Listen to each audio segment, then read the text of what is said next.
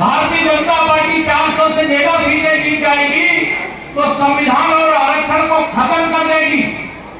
अरे कांग्रेसियों, अरे सपाइयों, हम संविधान के पुजारी हैं और आरक्षण को बचाने की कसम खा करके बैठे हुए हैं।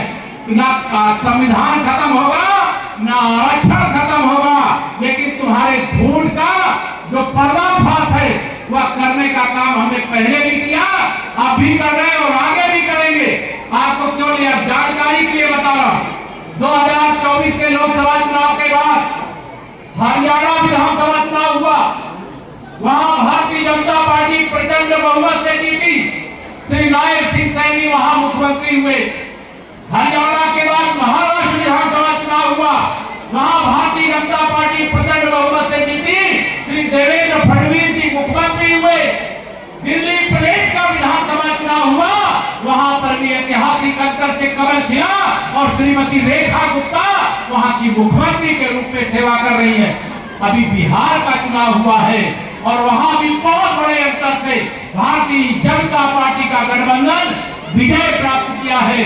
और इसी 2026 पश्चिम बंगाल का विधानसभा चुनाव भी होने जा रहा है। और मैं आपको विश्वास दिला करके कह सकता हूं कि माननीय मोदी जी के ऊपर, भारतीय जनता पार्टी के ऊपर और हमारी विचारधारा के ऊपर इतना विश्वास है लोगों का कि इस बार पश्चिम बंगाल में भी कमल का फूल खिलेगा, पश्चिम बंगाल में भी खिलेगा। और 2027 की जब मैं बात करता हूं तो 2027 की बात आज ये जब जन्मदिन है, लेकिन जन्मदिन के अवसर पर आप सब आए हैं। मैं अगर अपनी बात नहीं कहूंगा तो ठीक नहीं रहे। 2027 में बताओ सपा का सुपड़ा साफ होना चाहिए कि नहीं?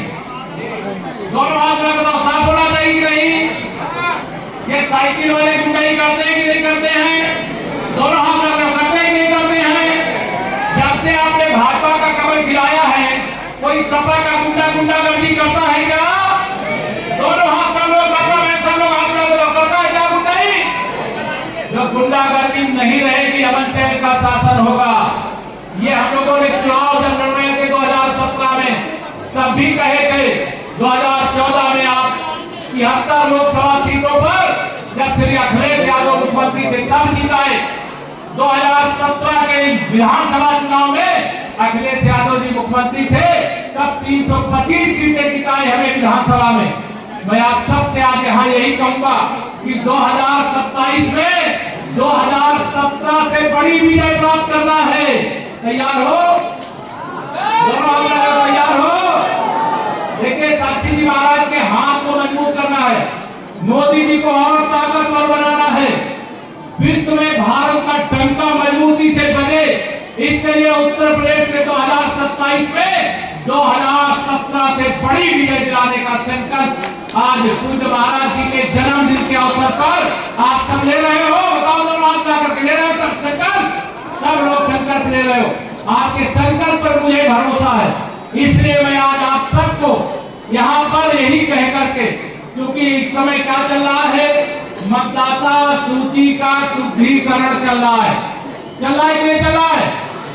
अच्छा, जिनको मालूम है कि मतदाता सूची का शुद्धिकरण चल रहा है, चाहे पुरुष हो चाहे महिलाएं हो, जरा हाथ उठा करके बताइए जिनको मालूम है। काफी लोगों को मालूम है, काफी लोगों को नहीं मालूम। सबसे मैं कहूंगा, देखिए, लोकतंत्र में जितनी ताकत आपके एक वोट की है, उतनी ताकत देश के राष्ट्रपति जी की, प्रधानमंत्री जी की, मुख्यमंत्री जी की, मेरी या महाराज जी की, जो भी लोग हैं। भारत के संविधान में बाबा साहब डॉक्टर भीमराव अंबेडकर ने लोकतंत्र में वोट की ताकत, वोटर ही मालिक होता है। अगर वोटर लिस्ट में नाम नहीं रहेगा तो आप लोकतंत्र में सच्चा निर्णय नहीं कर पाओगे। और समाजवादी पार्टी के बारे में मैं कह रहा हूं, अगर यहां फर्जी वोट डाल नहीं पाएंगे, बूथ लूट नहीं पाएंगे, तो यह चुनाव जीत नहीं सकते।